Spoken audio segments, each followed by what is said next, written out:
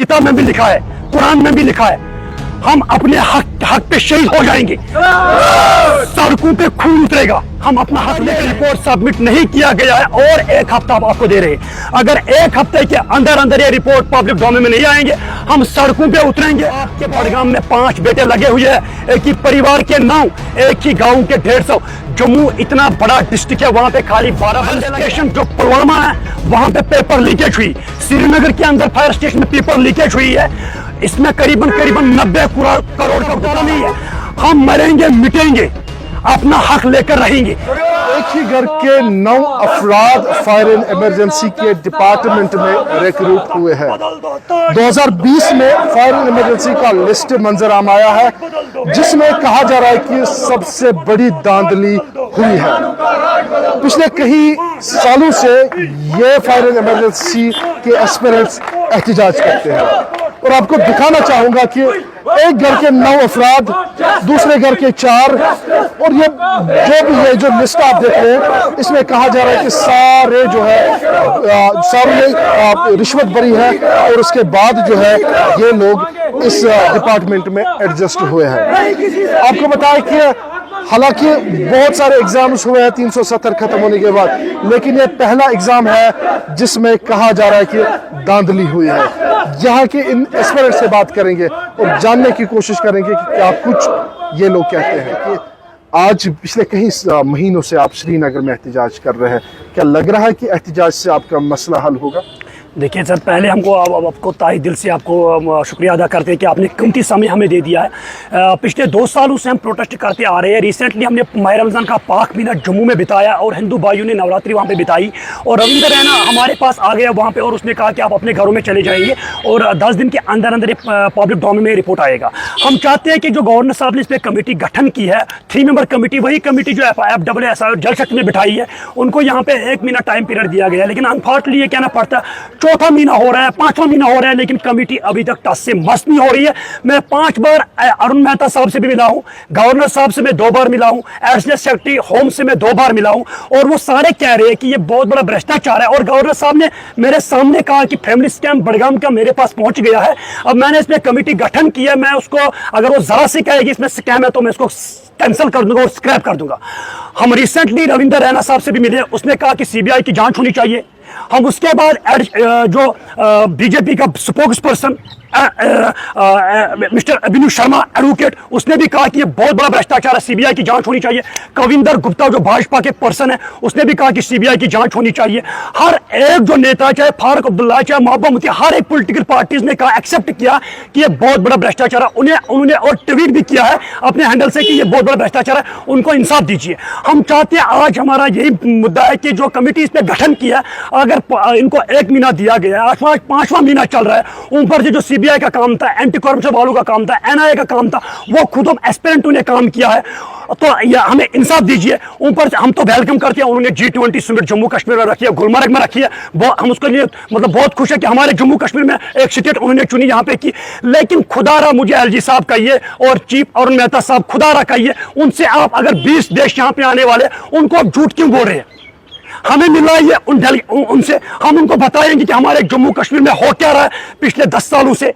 FAA में 2 बार scam, SI में 2 बार scam, जल शक्ति में 2 बार स्कैम, जूनियर असिस्टेंट में स्कैम, स्टेनोग्राफी में स्कैम, फायर सर्विस में स्कैम। किस एग्जाम के लिए हम तैयारी करेंगे? और ऊपर से चीफ अरुण मेहता का बयान आ रहा है, हम 30,000 नौकरियां दे रही है। कहाँ 30,000 नौकरियां? एक नौकरी भी नहीं दे रही है। पिछले कई महीने से आप चिल्लाते नजर आए हैं, श्रीनगर हो जम्मू हो, लेकिन आपको लग रहा है कि मसला हल होने जा रहा है? देखिए सर, इंडियन कॉन्स्टिट्यूशन को मद्देनजर रखकर आज तक हमने कोई तोड़ फोड़ नहीं किया, बिल्कुल पीसफुली तरीके से हमने प्रोटेस्ट किया। और आज हम आपके चैनल के माध्यम से ये बात गवर्नर साहब तक पहुंचाना चाहते हैं और चीफ अरुण मेहता सेक्रेटरी साहब तक ये बात पहुंचाना चाहते हैं और additional secretary RK Goyal home तक। मेहरबानी कीजिए, ये रिपोर्ट को सबमिट होना चाहिए। अगर ये रिपोर्ट सबमिट नहीं किया गया है, और 1 हफ्ता आपको दे रहे हैं, अगर 1 हफ्ते के अंदर अंदर ये रिपोर्ट पब्लिक डोमेन में नहीं आएंगे, हम सड़कों पे उतरेंगे। बहुत बड़ा आंदोलन होगा, वहां पे सड़कों पे खून उतरेगा। उसका जो जिम्मेदारी रिस्पॉन्सिबिलिटी है खुद एडमिनिस्ट्रेशन की होगी, क्योंकि हमने उनको अभी तक बहुत टाइम दिया, 2020 से लेकर 2000 अभी तक। कितने एस्पिरेंट्स आप? अभी जो हम लड़ रहे हैं करीबन 750 भी लड़ रहे हैं। हम तो नहीं चाहते नौकरियां, हमें नौकरियां नहीं चाहिए। जिन्होंने ये दलाली की है उनको सजा लगना चाहिए, एफआईआर का लॉन्च होना चाहिए, और सेंडर और रिसीवर दोनों पे एफआईआर लॉन्च होना चाहिए। जिसने पेपर परचेज भी किया, जिसने पेपर बेचा भी आगे, उन हमारे पास एविडेंस है, सबूत है, हर कुछ किस्म का एविडेंस और सबूत भी और हमने ऑलरेडी वो एलजी साहब को दे रखी है। ये जो आपने लिस्ट यहाँ पे बिल्कुल लगाई है, सर, क्या ये इसमें कोई दादी सर इसमें नियर अबाउट 25 फैमिलीज है। एक ही बाप के बड़गाम में 5 बेटे लगे हुए हैं, एक ही परिवार के 9, एक ही गांव के 150। जम्मू इतना बड़ा डिस्ट्रिक्ट है, वहां पे खाली 12 बंदे लगे हैं। हमारे डिस्ट्रिक्ट अनंतनाग में 20 बंदे लगे हैं। गांव के 150 आप तो उसमें क्या रीजन हो सकता है? रीजन यही है कि फायर स्टेशन जो पुलवामा है वहां पे पेपर लीकेज हुई, श्रीनगर के अंदर फायर स्टेशन में पेपर लीकेज हुई है। इसमें करीबन 90 करोड़ का घोटाला है। ये छोटा घोटाला नहीं है। हम मरेंगे मिटेंगे, अपना हक लेकर रहेंगे। एलजी साहब को क्या लग रहा है ये पिछले 2 सालों से यहाँ पे प्रोटेस्ट करेंगे फिर अपने घरों में जाएंगे? नहीं, हम बाइबल में भी लिखा है, गीता में भी लिखा है, कुरान में भी लिखा है, हम अपने हक पे शहीद हो जाएंगे, सड़कों पे खून उतरेगा, हम अपना हक लेकर रहेंगे।